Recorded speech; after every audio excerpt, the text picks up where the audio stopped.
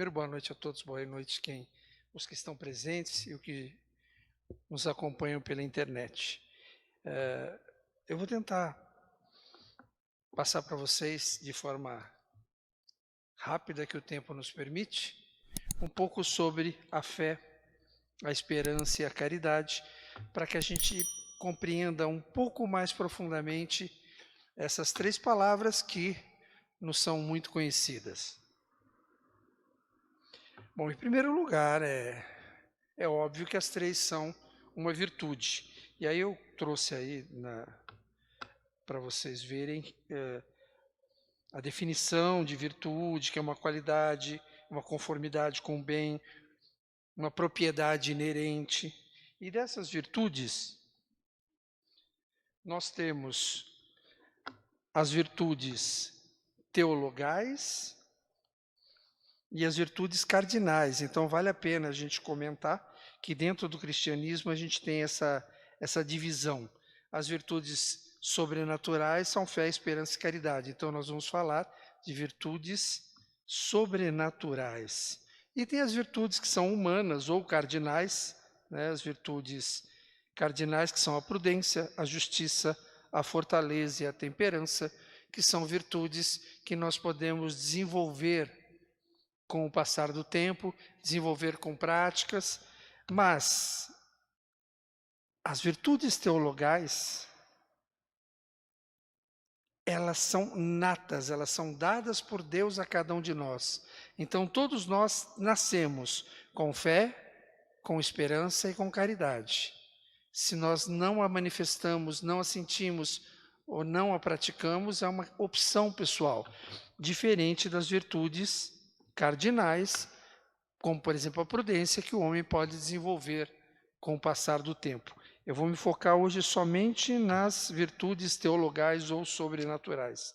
Quando a gente fala de fé, esperança e caridade, eu acho que vale a pena a gente perceber algo que é muito importante. Eu coloquei aqui as palavras fé, esperança e caridade em latim e grego. E fé, fides ou pistia, esperança, spes ou elpis, e caridades, caritas ou ágape. Por que eu fiz questão de colocar isso?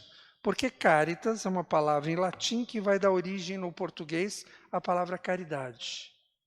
E a mesma palavra em grego, que é ágape, ele vai dar origem em português a uma palavra chamada amor. Então, quando a gente fala fé, esperança e caridade, ou fé, esperança e amor, caridade e amor é a mesma coisa. E depois eu vou propor uma pequena reflexão, por que caridade e amor é a mesma coisa? Porque no dia a dia a gente enxerga essas palavras de uma forma muito diferente.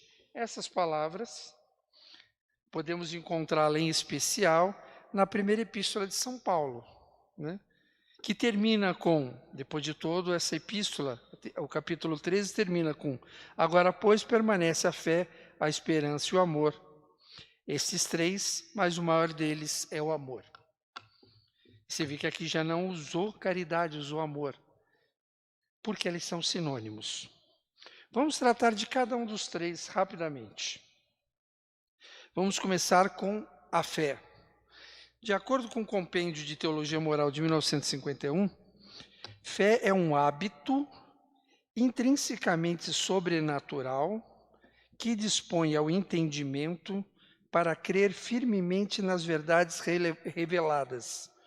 Ou seja, quando nós recebemos essa verdade, nós a compreendemos, e esse ato de compreender essa verdade de uma forma profunda é fé. E aí, no Novo Testamento, nós temos algumas citações sobre fé. Eu gosto dessa segunda, edificando-os a vós mesmos sobre vossa santíssima fé, orando no Espírito Santo. Eu gosto dessa citação, porque ela relaciona a fé e ao Espírito Santo. E se a gente vê os dons do Espírito Santo, todos eles estão relacionados com essa questão de inteligência, de pensamento, de entendimento, de uma compreensão mais profunda. Eu não estou falando de intelecto, de intelectualidade. Eu estou falando de uma questão de uma compreensão mais profunda.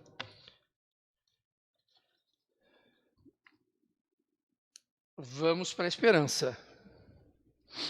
De acordo com esse mesmo compêndio de teologia, esperança é um hábito intrinsecamente sobrenatural que dispõe e eleva a vontade para exercer aqueles hábitos sobrenaturais com os quais esperamos firmemente a possessão de Deus. Então ele relaciona, enquanto ele relacionava a fé ao entendimento, ele relaciona a esperança com a vontade. É aquela força que nos impulsiona, né? Embora naquela epístola aos Coríntios se fale que o maior deles é o amor, mas nós vamos encontrar outras tradições, em especial esotéricas, que vão tratar da importância da esperança. Porque enquanto a esperança estiver viva, é possível atingir a fé e a caridade. Quando a esperança se apaga, aí fica muito mais difícil. Porque a esperança é isso que nos move, nos impulsiona. Eu vou ler só o último também, do Novo Testamento que trata, que é Romanos 5, 3, 4. E não somente isso, mas também nos gloriamos nas tribulações, sabendo que a tribulação produz a paciência, e a paciência, a experiência, e a experiência, a esperança. Então, a ideia aqui é a gente ter uma visão breve sobre a esperança. Vamos na caridade. Também no mesmo compêndio de teologia, que é um livro bastante conhecido dentro da igreja, a caridade é um hábito intrinsecamente sobrenatural também, como os outros dois, pelo qual amamos a Deus por si mesmo, sobre todas as coisas, e a nós mesmos e ao próximo por amor a Deus. Quando eu estava falando da relação entre caridade e o amor, nós consideramos vulgarmente que caridade é dar, é enfiar a mão no bolso, tirar alguma coisa e dar para ajudar. Essa é a visão mais comum e vulgar que a gente tem. E amor a gente entende como aquela energia ou aquela força que torna dois um só. Onde há dois, não há o amor. Onde há um só, ali está presente o amor. Por isso, inclusive, que Deus é amor. Porque Deus é essa unidade, né? Só existe amor, só existe Deus nessa unidade. Bom, e como é que fica isso em relação à caridade? Então, a nossa interpretação da caridade é uma interpretação um pouco errônea. O que deveria acontecer? O que deveria acontecer é que quando eu olho a necessidade do outro, eu sinto a necessidade do outro, eu e o outro não somos dois, mas somos um só. Eu sou capaz de saber o que o outro pensa, o que o outro sente e o que o outro precisa. E como eu sei o que falta nele e o que ele precisa, então eu dou o que falta a ele. Isso é caridade.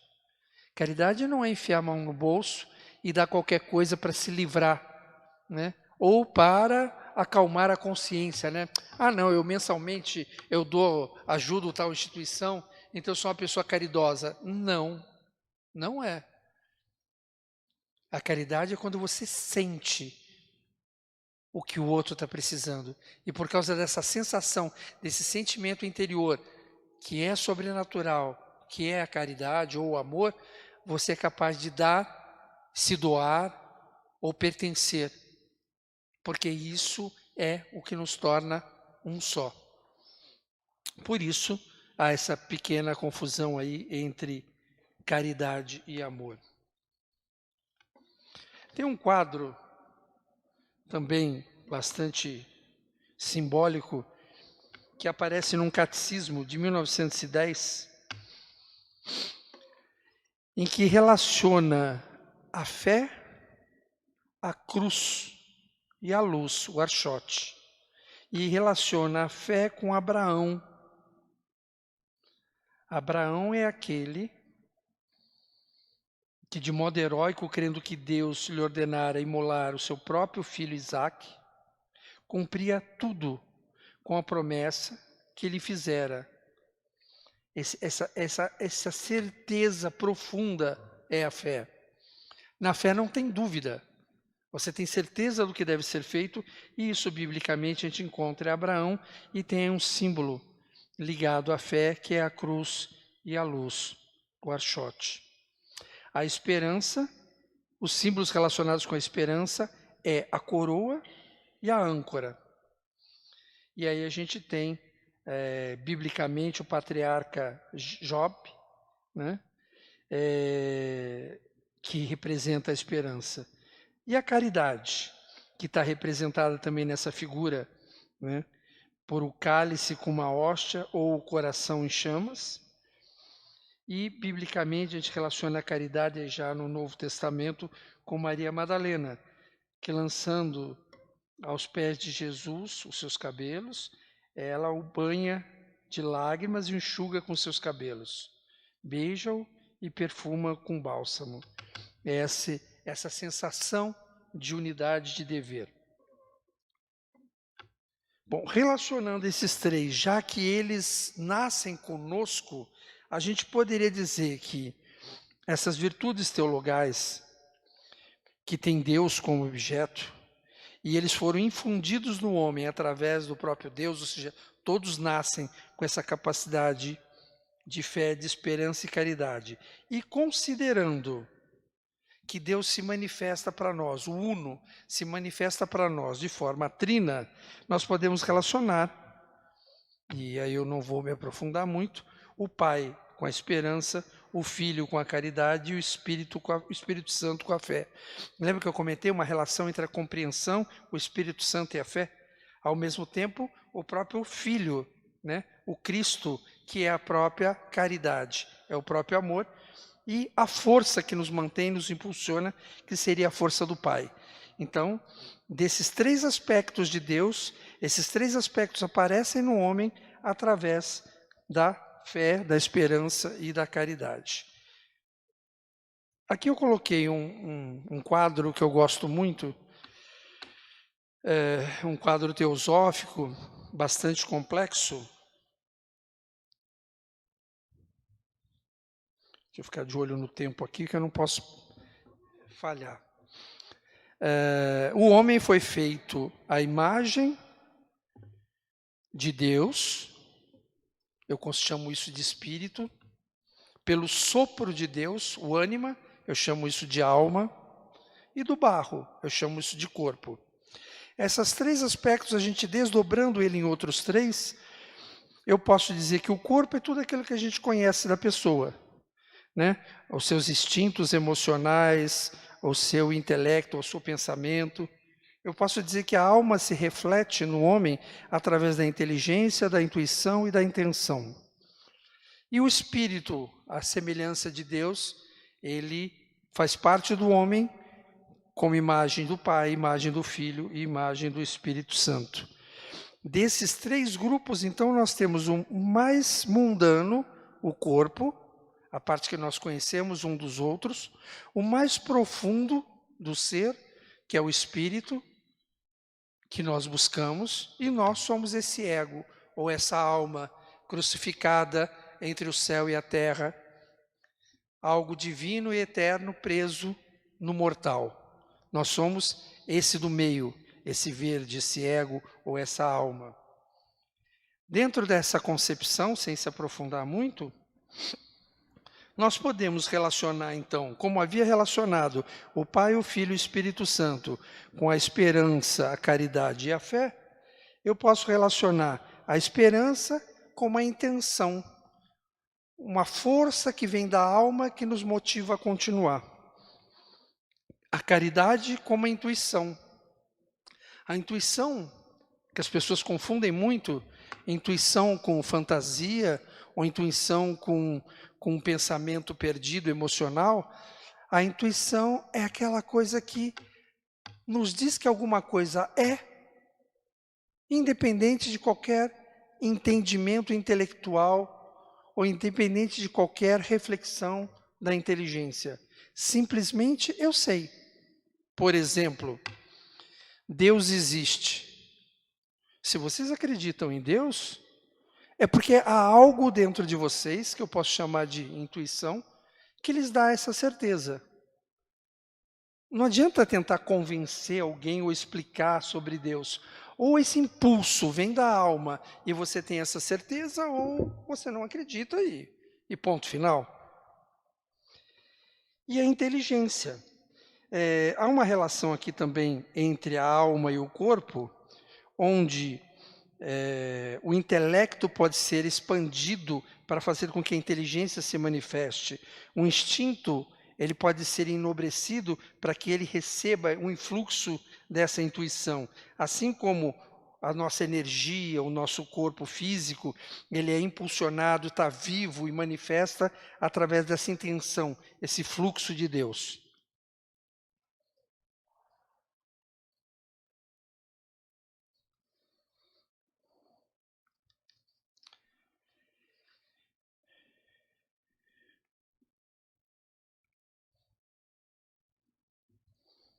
Então eu acabei relacionando a fé com a inteligência e o amor com a intuição. Se a divindade, o Espírito puro, a manifestação do próprio Deus, colocou em nós fé, esperança e caridade, ele não pôs no corpo, ele pôs na alma. E eu classifiquei a alma segundo o slide anterior. Deixa eu voltar segundo o slide anterior, eu classifiquei relacionado com a alma.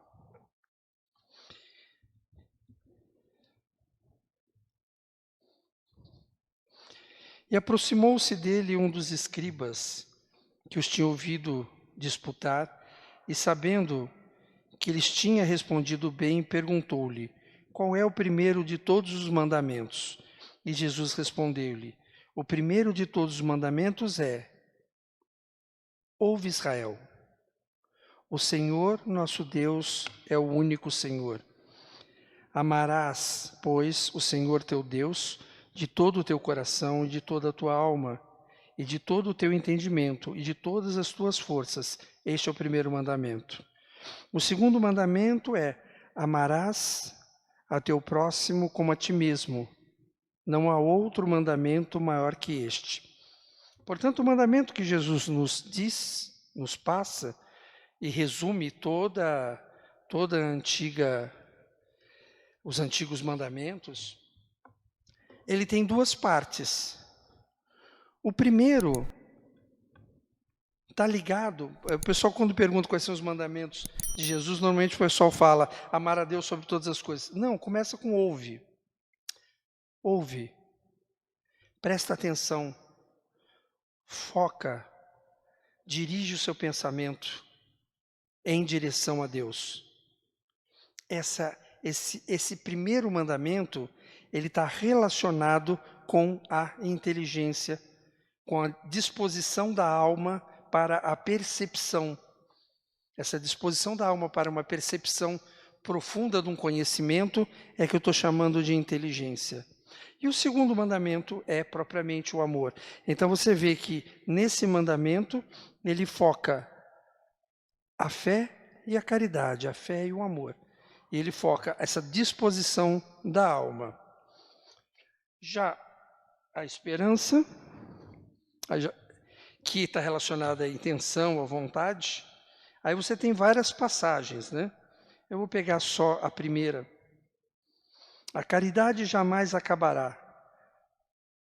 Isso está, inclusive, no Coríntios, né? 13, que é onde vem as 3 palavras.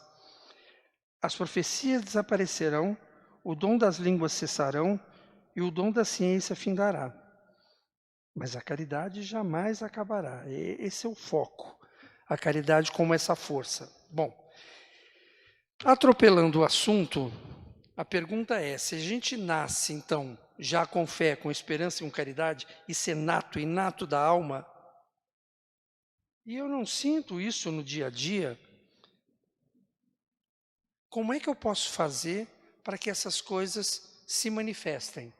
Que tipo de práticas eu posso fazer para poder diminuir a influência exterior, diminuir a influência das coisas do mundo que eu percebo através dos sentidos, das emoções e do intelecto, esvaziar essas coisas para que a alma, a minha verdadeira natureza, o eu, possa se manifestar, para que ele possa ser Senhor, né? E não eu ser escravo das coisas do mundo, sim ser Senhor do mundo através disso que eu já tenho, que eu já nasci, que são esses poderes da alma.